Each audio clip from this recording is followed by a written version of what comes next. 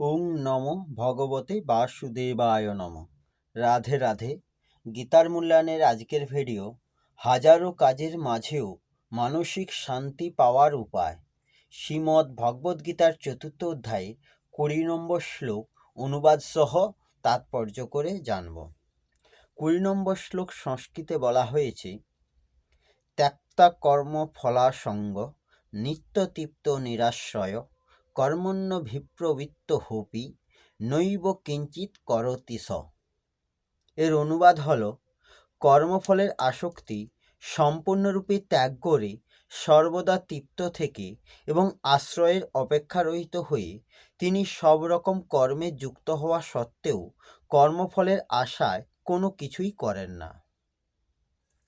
এই শ্লোকের তাৎপর্য হল, কৃষ্ণ ভাবনায় ভাবিত হয়ে শ্রীকৃষ্ণের সন্তোষ বিধানের জন্য সব রকম কর্ম করার মাধ্যমে কেবল কর্মবন্ধন থেকে মুক্তি লাভ করা যায়। কৃষ্ণ ভাবনার অমৃত লাভ করেছেন যে ভক্ত, তিনি বিশুদ্ধ ভগবত প্রেমের দ্বারা উদ্বুদ্ধ হয়ে কর্ম করেন, তাই তার কোনো রকম কর্মফলের প্রতি আগ্রহ থাকে না। তিনি এমনকি তার ব্যক্তিগত জীবন ধারণের ব্যাপারেও নিস্পৃহ থাকেন, কেননা তিনি সর্বতোভাবে ভগবান শ্রীকৃষ্ণের উপর নির্ভরশীল। তিনি কিছুই সংগ্রহ বা সঞ্চয় করতে চান না, কিংবা যা কিছুই তিনি লাভ করেছেন সে সবই সুরক্ষিত করতেই চান না। তার সাধ্য অনুসারী সর্বতোভাবে তিনি তার কর্তব্য পালন করেন এবং সব কিছুর জন্য কৃষ্ণের ওপর নির্ভর করেন। এই ধরনের নিরাসক্ত কৃষ্ণভক্ত ভালো ও মন্দ সব রকম কর্মফল থেকে মুক্ত, যেন তিনি কোনো কিছুই করছেন না। এটি অকর্ম অর্থাৎ ফলহীন কর্মের লক্ষণ। তাই কৃষ্ণ ভাবনা রহিত যে সমস্ত কর্ম, সে সবই জীবকে কর্মফলের বন্ধনে আবদ্ধ করে রাখে, আর সেটিই হলো প্রকৃত বিকর্ম। সেই সম্বন্ধে পূর্বেই বলা হয়েছে।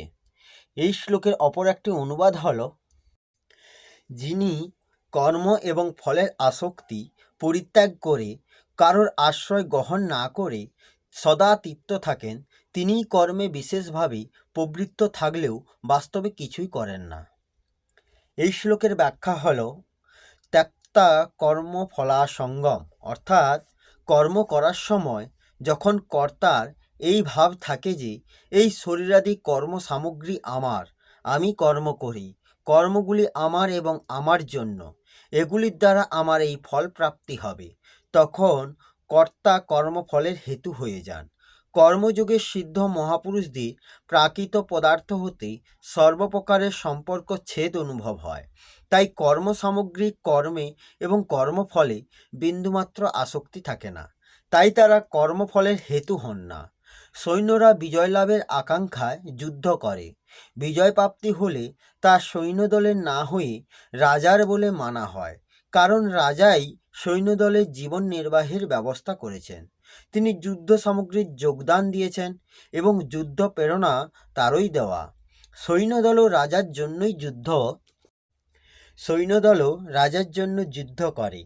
এইভাবে শরীর, ইন্দ্রিয়াদি, মন, বুদ্ধি প্রভৃতি কর্ম সামগ্রীর সঙ্গে সম্পর্ক স্থাপন করলেই জীব সেগুলির দ্বারা করা কর্মের ফলভোগী হয়ে যায়। কর্মসামগ্রীর সঙ্গে সম্পর্ক না হওয়া কর্মফলের সঙ্গে মহাপুরুষদের কোনো সম্বন্ধ হয় না।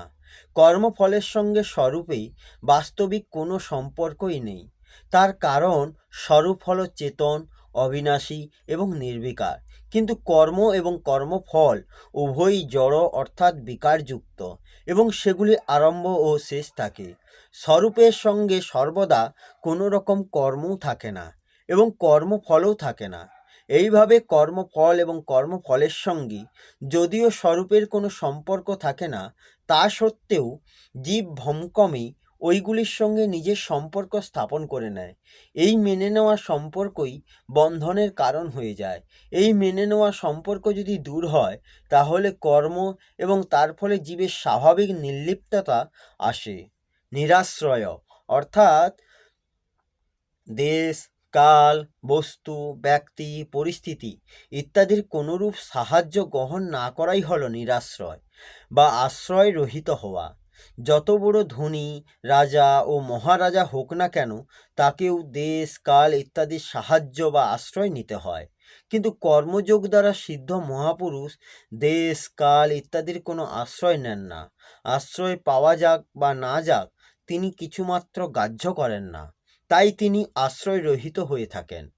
নিত্যতৃপ্ত অর্থাৎ জীব অর্থাৎ আত্মা পরমাত্মার সনাতন অংশ হওয়ায় সৎস্বরূপ।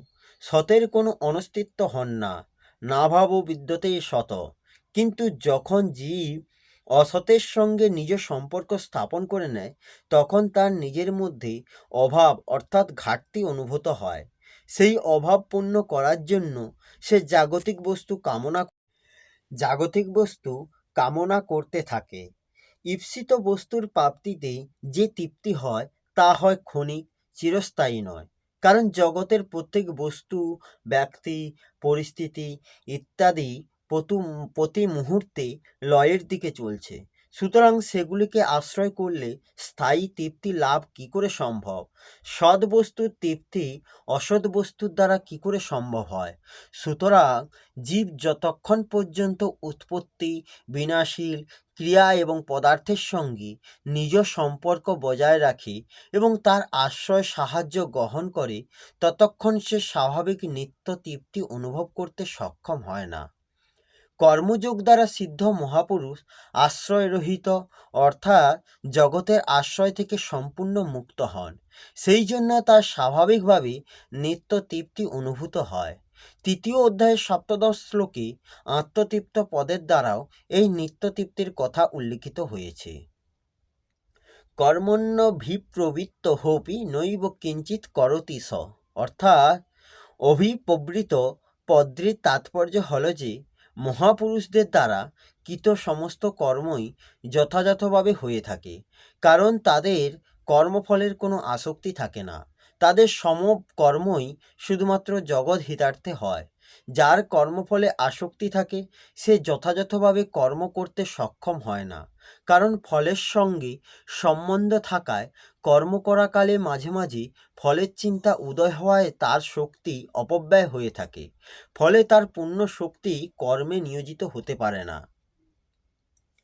অপিপদ্রির তাৎপর্য হল যে যথাযথভাবে সমস্ত কর্ম করেও মুক্ত পুরুষ প্রকৃতপক্ষে কোনো কর্মই করেন না, কারণ সর্বতভাবে নির্লিপ্ত হওয়ার কর্ম তাকে স্পর্শ করে না। তার সমস্ত কর্মই অকর্মে পরিণত হয়। কিন্তু যখন কিছু করেন না, তখন তিনি কর্মফলে আবদ্ধ হবেন কি করে? তাই অষ্টাদশ অধ্যায়ের দ্বাদশ শ্লোকে ভগবান বলেছেন যে কর্মফল পরিত্যাগকারী কর্মযোগী কর্মের ফল কোথাও পায় না। প্রকৃতি সর্বদা ক্রিয়াশীল। সুতরাং যতক্ষণ প্রকৃতির গুণাদির সঙ্গে সম্পর্ক থাকে, ততক্ষণ কর্ম না করলেও মানুষের কর্মের সঙ্গে সম্পর্ক থাকে। প্রকৃতির গুণের সঙ্গে সম্পর্ক না করলে মানুষ কর্ম করলেও কিছু করে না। কর্মযোগে সিদ্ধ মহাপুরুষদের প্রকৃতিজনিত গুণাদিতে কোনো সম্পর্ক থাকে না। তাই তারা লোকহিতার্থে সমস্ত কর্ম করেও বাস্তবে কিছুই করেন না। এই শ্লোকের পরিশিষ্ট ভাব হল, মানুষের মধ্যে যতক্ষণ কর্তৃত্ব ভাব থাকে, ততক্ষণ তিনি কিছু করলে যেমন না করলেও তেমনি করা হয়ে থাকে, কিন্তু কর্তৃত্ব দূর হলে তার দ্বারা কখনো কিছুই করা হয় না। এই হল শ্রীমদ্ ভগবদ্গীতার 4th অধ্যায়ের জ্ঞানযোগের 20 নম্বর শ্লোকের অনুবাদ সহ ব্যাখ্যা। আসবো পরের ভিডিওতে। রাধে রাধে। জয় শ্রীকৃষ্ণ। জয় গীতা।